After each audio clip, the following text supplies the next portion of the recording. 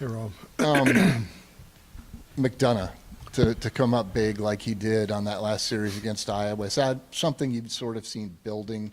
He's made maybe a lot of plays that maybe don't show up on the stat sheet, but he's Yeah, just been getting better I and think better. he's done a great job, and I think when things like that happen, we always talk about multiplying the pleasure and dividing pain, and you look at that play. If you go back and study that play, the coverage was incredible. Our guys in the back end were doing a great job. The one Zach Dahm he had three guys on him, and allow somebody to be one-on-one. And if you're one-on-one, you got to win, and he did. And in terms of your defense in general, what do you feel you've been good at so far, and what do you feel like you want to clean up for the next one before the bye week? Yeah, I think our guys, the attitude and effort and the practice and focus and those things have been incredible. Which, if you don't have that, nothing else matters. So that's a plus.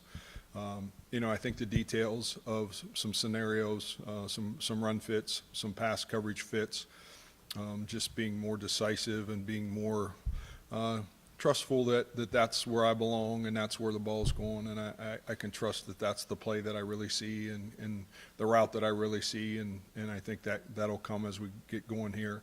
I think an area that we have to clean up, if you look at our last three games, we have to do a better job. Of our offense scores, the next drive out, man, we've given up a touchdown about every time after that drive. And as a defense, man, that's when you have a chance to try to close the door and get our guys back the ball. And we haven't done that in the last few games, really since Miami. And, we've been really great on, punting the ball and going and play defense, get off the field.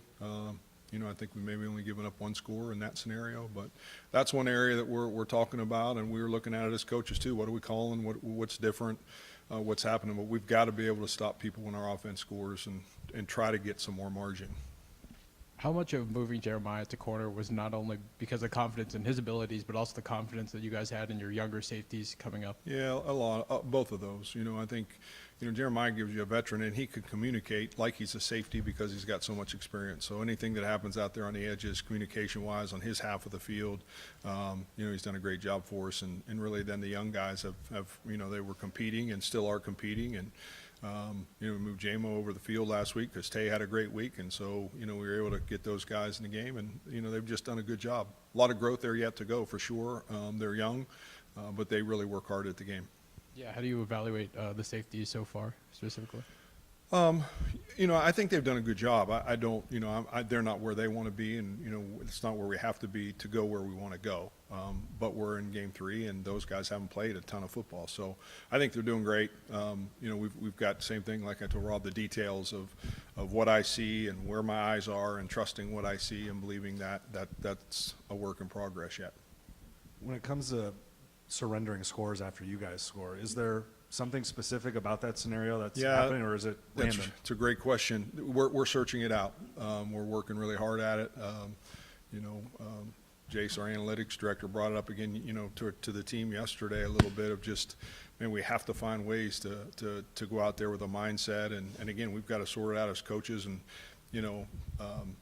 it's got to be something we pay attention to because it's something that really can allow your team to get, again, get the ball back for our offense. And it's not that we're not trying, that's not it. We're playing good folks too.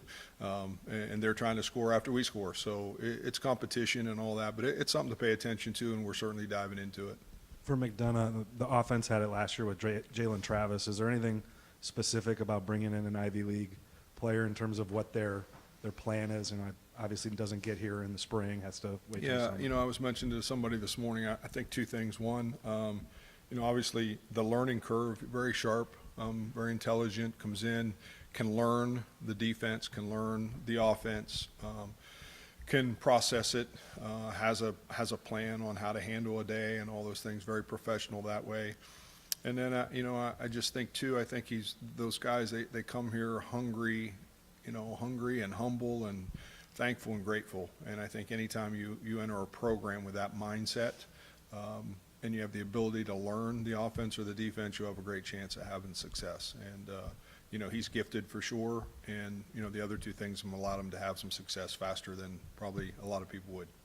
building off of Travis's question, when you're evaluating a guy who's coming from the Ivy League, is there a difficulty of when you're looking at a guy playing at a lower level of trying to imagine what he looks like in the Power Five? I don't think so. I don't. I think guys can play or they can't. I think you're looking for, and I think around here specifically, we're looking for the right people. I think that's the first and foremost. Again, the two things I brought up are probably as critical as him having ability. The fact that he can come in and, you're only getting them in the summer.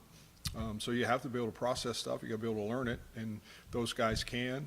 They've been able to, and he has some ability on the videotape. He was excellent, but I just think too. I think who he is, and they just come here with a hunger and humbleness, and thankful and grateful for, nutrition and weightlifting and mental health and all the things that we're able to offer, and I think it's awesome.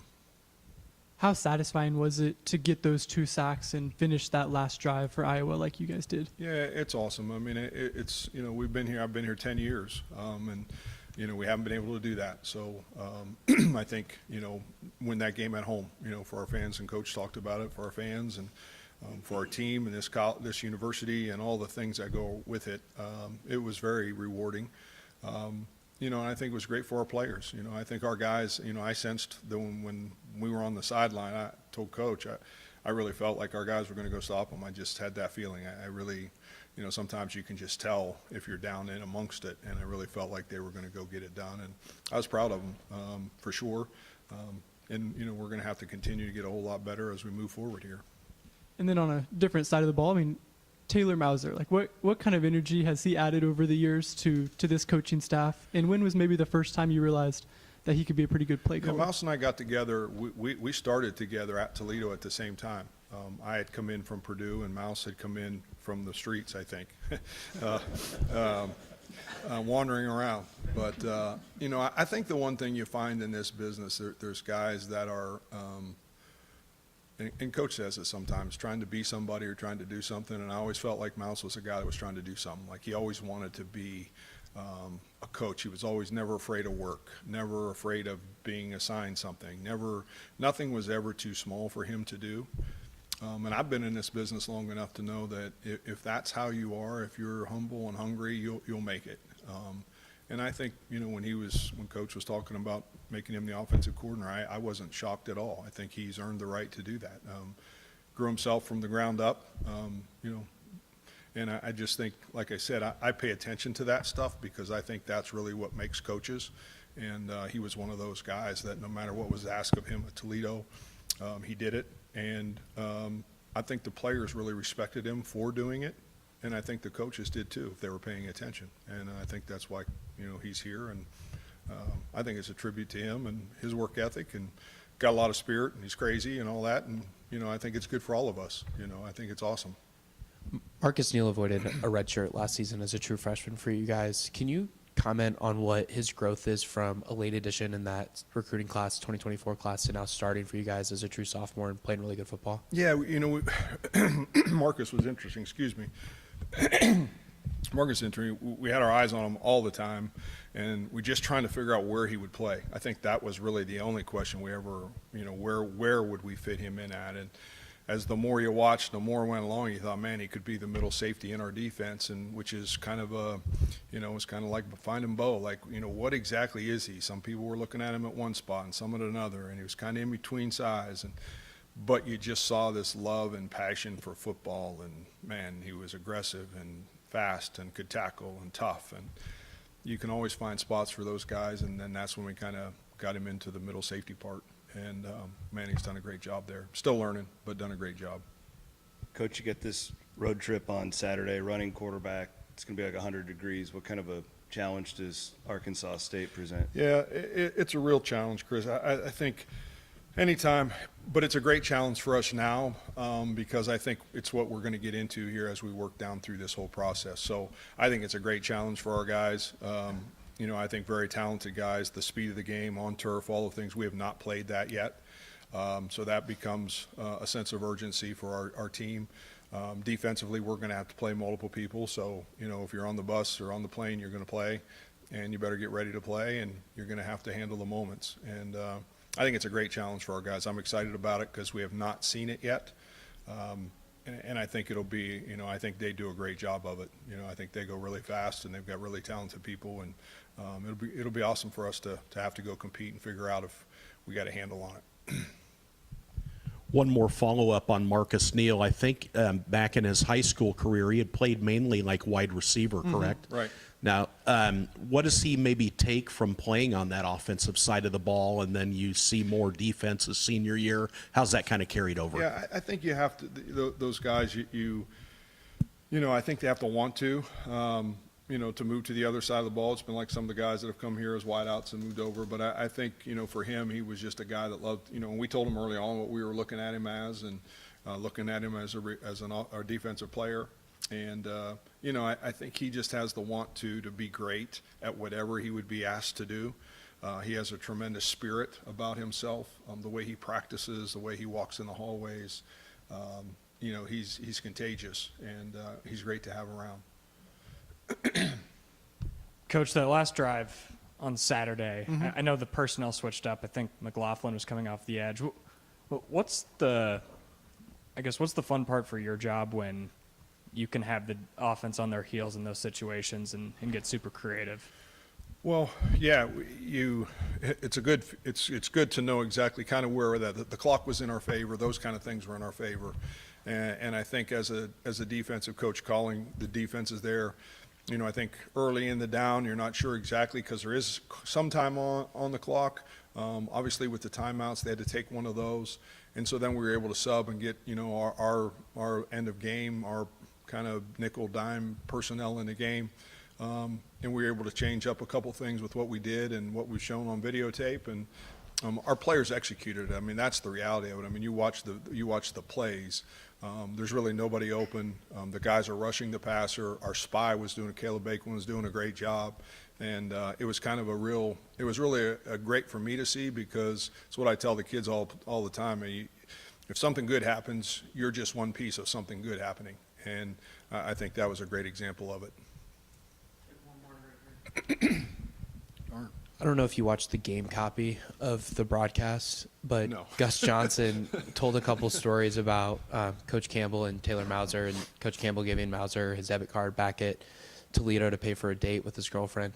Okay. Mauser breaking up with his girlfriend because he Okay. was so committed to working for Coach Campbell here. Okay. What do you remember about those moments, and I guess how do you see that come through in his I was commitment to unaware the of that program? moment. I don't think I ever got a credit card, but I guess I was married, so I didn't need it. But like I said, I just think when he got there, again, we kind of got to Toledo at the same time. I had been there once before, but as I said earlier, I just think when you look at young people that come in, you're always trying to, and I don't care what, probably in your business, how can you add value to the group that you're working with or for? And I think Mouse tried to add value every day, whether it was with a player or whether it was going to get something or do something or cut up videotape or meet with kids off the field, recruiting, whatever it was. And if you're willing to do that, if you're willing to try to add value and you're humble about it and you don't care what size the job is or getting any credit, you'll ultimately end up doing okay for yourself. And I would guess that's true in every business.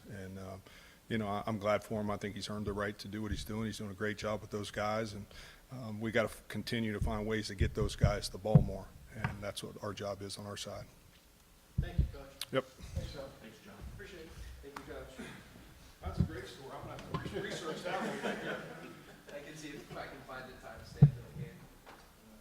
I'm going to go ask the source.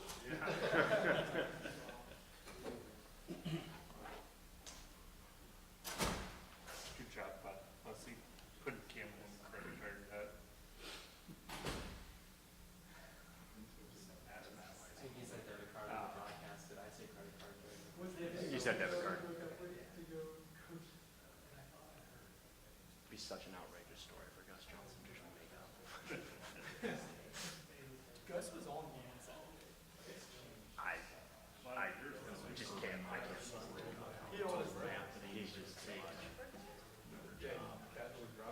two jobs already out of The job. Gus is not the coach. I'm assuming. Yo, come on, right?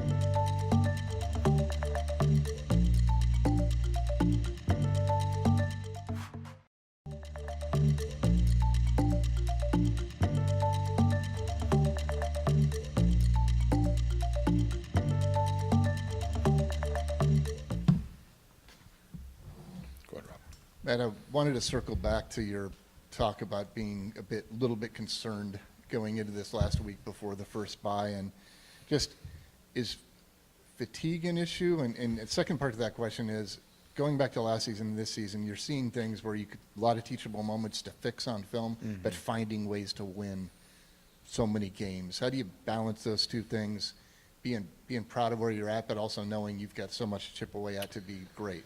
Yeah, I think that's where you talk about those things really all year round. This isn't just because there's a win or a loss in the win column, in my opinion. I think these are the things that we knew would be great challenges for this particular season.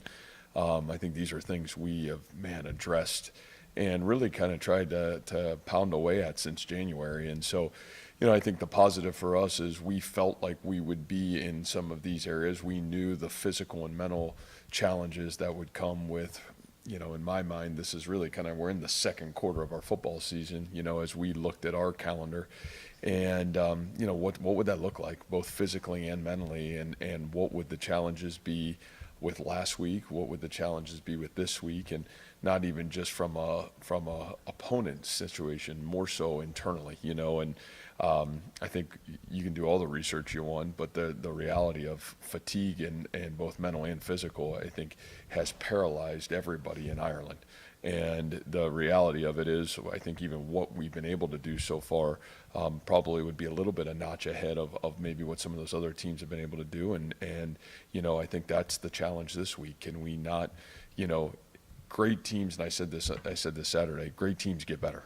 And the thing that can cause you not to get better is either you think you've arrived, and that's ego and entitlement, or there's physical fatigue that you're not tough enough, or the character to work through that. And all those things will be tested with our football program right now. And second two-parter is that because you did the deep dives with the sleep specialist, did all the things you could possibly do to prepare for that game and the aftermath.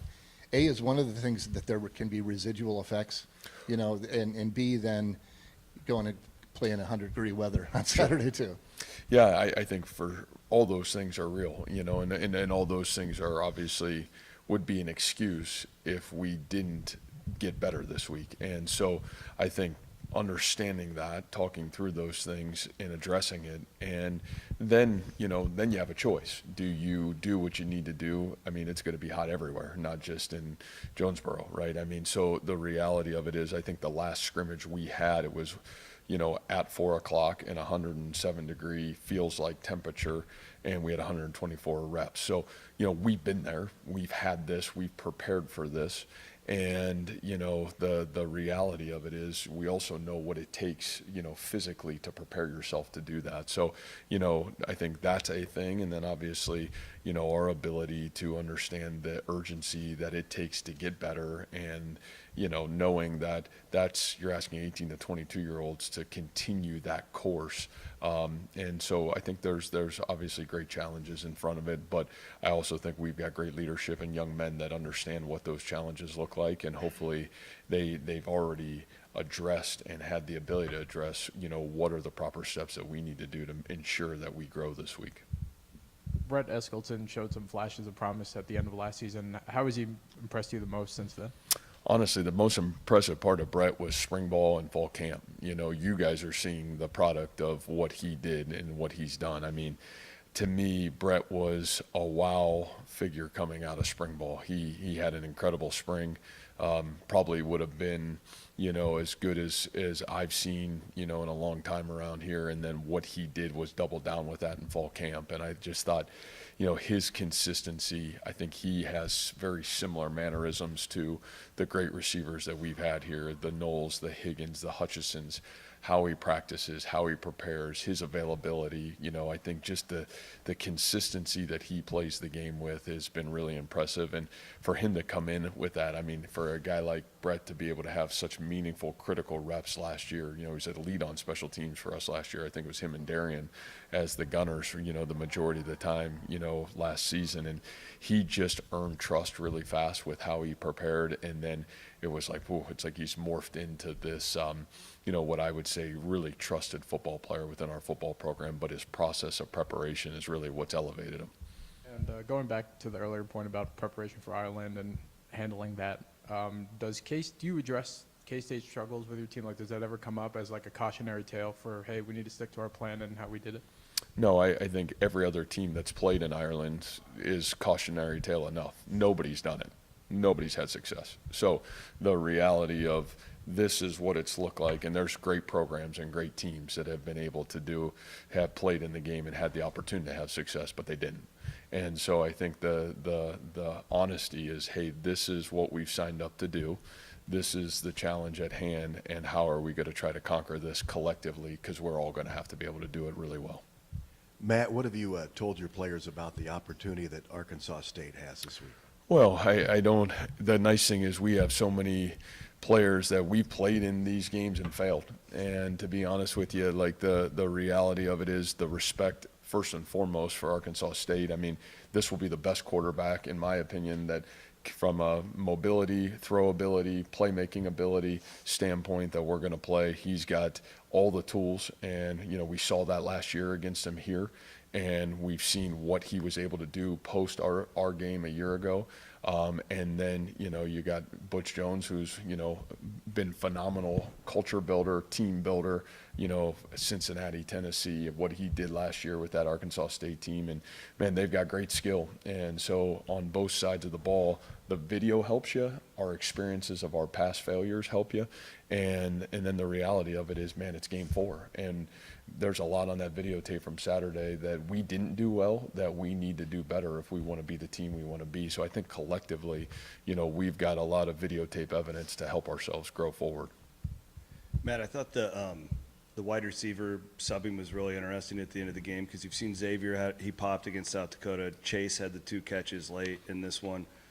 Are they coming around? Like, are you seeing more? Are you trusting those guys more now that they've had the reps? Yeah, and I think it'll only continue to grow. I think, Chris, I think I said earlier, maybe before the season started, I think that's just you're not going to know that room until midway through the season. And there's a lot of talent. A lot of those guys were dinged up for fall camp.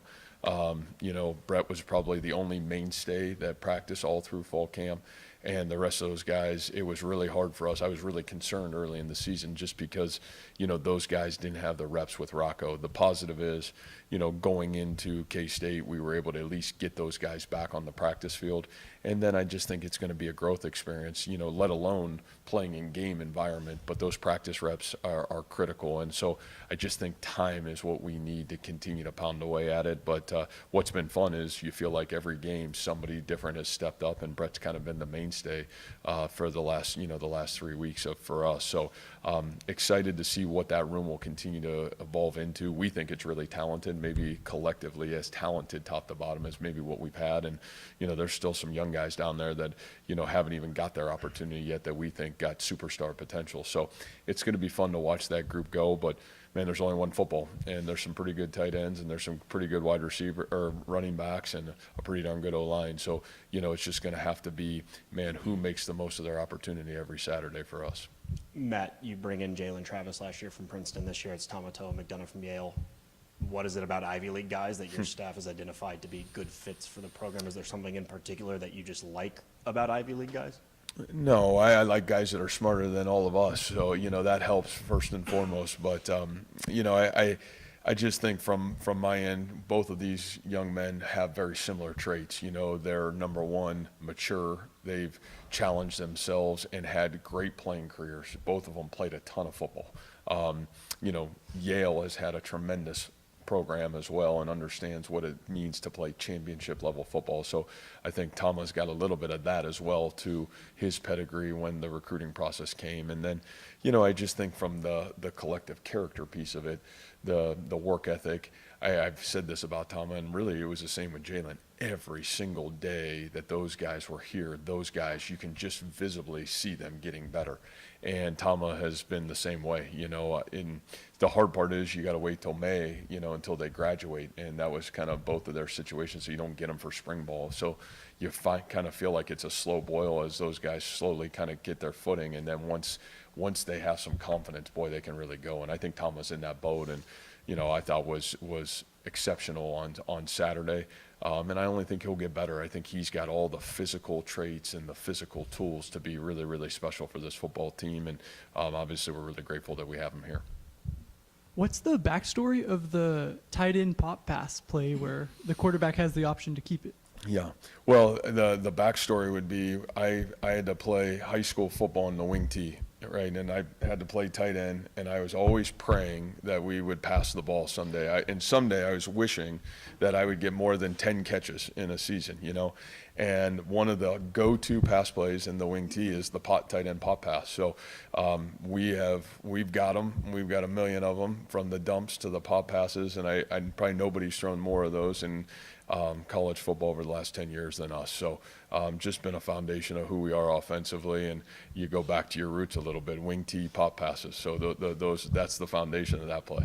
Is that a fun part of being a college football coach where you could say, hey, like, I always wanted to do this in high school, and now I get to do it in the Big 12? Yeah, it's exactly right. It is fun for us. You know, between me and Mouse, I think nobody loves to get the ball more to those guys and try to find ways to be creative with it. But, you know, I mean, boy, that play, and I probably didn't realize how unbelievable the catch was until watching the videotape afterwards. But, I mean, play design, great. Honestly, the play Gabe makes on it is exceptional. I mean, the tip ball play is great, but that play is incredible. I mean, it's his left hand, he spins around, and just a big-time play, and Gabe's kind of made so many of those plays for our football team this fall already, playing at a really special level for us. I think when this game against Arkansas State was scheduled, college football was probably in a different spot in terms of playoff access, financial realities. You guys go to, I think, Bowling Green in a couple of years. What are your thoughts on these group of 5 road games and how it fits into the larger picture of what you guys do, both on the field and financially, I guess? Yeah, it's probably really hard for me to answer that. You know, it's probably a better Jamie question than mine. You know, I don't really have any say in scheduling. The only time I've ever been asked anything on scheduling was Ireland. So, you know, those we play the schedule that's given to us, and you know, you get 12 guaranteed opportunities, and no matter where you go or who you play, that's kind of what's in front of you. And I think that the fun thing about being a college coach is what's that challenge look like, seeing it before the season starts, and then trying to put the best plan together to be able to be as successful as you can be with the challenge at hand. Coach, we ask a lot about former players having success in the NFL. I don't think we've asked about Alex Golesh and his success so far this season at USF. How cool is it for you to see what he's done so far? Yeah, you know, really neat. I think a really cool weekend last weekend, just in terms of Jason Campbell becomes the winningest coach at Toledo last weekend, which was really awesome. I mean, Jason and I started at Toledo, you know, really that whole group, Alex, myself, Jason, you know, were the first staff at Toledo back whenever we started there. And to see him have the success that he's had and sustained it, and what Alex is building right now at South Florida, you know, you're really excited for those guys. And those guys would tell you they've had great mentors along the way. It was just cool that we were able to be at the same place at the same time. Those guys have all had great effects on me, and it's awesome to watch what those guys are doing, and certainly you know what those guys are about and what they stand for. So fired up for those guys. A season ago, I think Marcus Neal and Brett Eskleton were the only 2 freshmen that avoided a redshirt for you. What's the challenge of a true freshman being able to do that, and then as a sophomore be able to impact both offense and defense the way that they have? Yeah, you know, I think what you hope is, the one nice thing is if you've earned the right as a freshman, especially if your team is good and playing good football, boy, you got to be really talented as a freshman to be able to get on the field and impact winning. And those 2 guys were able to do that. And, you know, obviously both of those players started on special teams, and then, you know, as the season kind of progressed last year, their role elevated to offense and defense. And, you know, I think what you hope that gives you is confidence. And, you know, I always say every year, everybody wants to know what's your team going to be like, and I always respond, you have no idea until you play under the lights and until you get game reps and game experience. And, you know, I think what both those guys did is use their game experience last year to give them great confidence to go into the offseason. I think what those guys both, and just like I talked about Brett, like Marcus Neal, if you come to practice, man, it is like that guy is a wrecking. He can wreck practice, you know, just because he plays at one speed and he plays with such great consistency. He loves football. And, you know, again, I think what he had is those traits early to come in and be really a consistent practicer, which got him on the field early. And then he gained the confidence last year to really help this football team. I think he was playing in a perfect role, got the reps obviously in the bowl game, and then, you know, really doubled down and had a great spring and great fall camp. So not only did those guys get experience, but then they used it and they went to work in the offseason to really prepare themselves to have elevated roles on our football team. Man, just a little health status check. Aiden Flora, Willick, Bohr, how are they? And just in general, how are you from an injury/illness standpoint? Yeah, I think we're doing probably as good, at least at this point of the season, as we've been. I think Trev's probably got a real chance to play Saturday, which is really good. I'd say Aiden and Carson probably are both questionable right now, but I think Trev, we feel really confident that he's got a chance to be back, you know, at least in a limited role, maybe a full-time role. We'll see what that looks like this weekend, but yeah, I feel really good about at least where our football team is right now compared to, you know, where we've been at times. He didn't in the second half of the game. He got dinged up right before half, and you know we just kind of made the decision that it was probably not in his best interest. But he'll be ready to go this weekend. Yep. Thank you, Coach. Thanks, guys. Thank you.